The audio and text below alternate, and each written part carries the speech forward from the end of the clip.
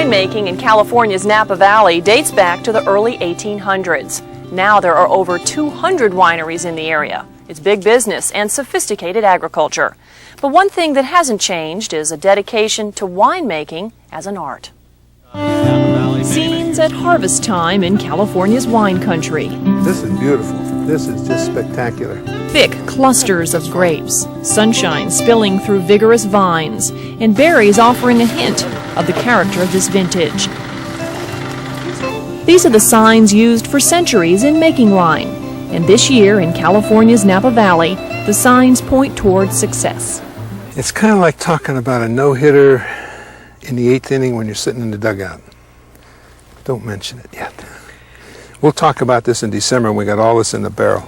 Jack Cakebread's been turning Napa Valley harvest into fine wine for over 20 years. Salmon cakes pretty good. But before it's in the bottle, there's a long journey from the vine. And what happens along the way determines the character of the wine. I believe that the personality of wine really comes from 3 areas: the soil, the climate, and the philosophy of the people involved.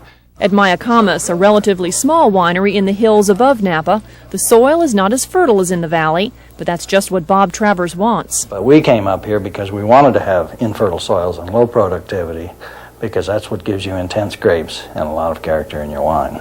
And the character is revealed at harvest, a crucial time. At the moment of truth, when everything comes together and the stars are right, we decide to go out and pick. Every year is different, and you have to be real sensitive to what the weather's like, what the crop load is like, what the fruit tastes like. Winemaking may be an ancient craft, but modern agricultural science is very much a part of the scene today. New varieties and new ways to plant the vines are tested. At Mondavi, they're experimenting with high-density planting. And what we are seeing is that the higher the density, the smaller the berries, the better the flavor. Scientific measures help determine when to pick, too, including analyzing sugar and acid content. And although the lab provides information necessary in tracking the many components in wine, such as sugar and the various acids, science doesn't control winemaking. That's where the artist comes in.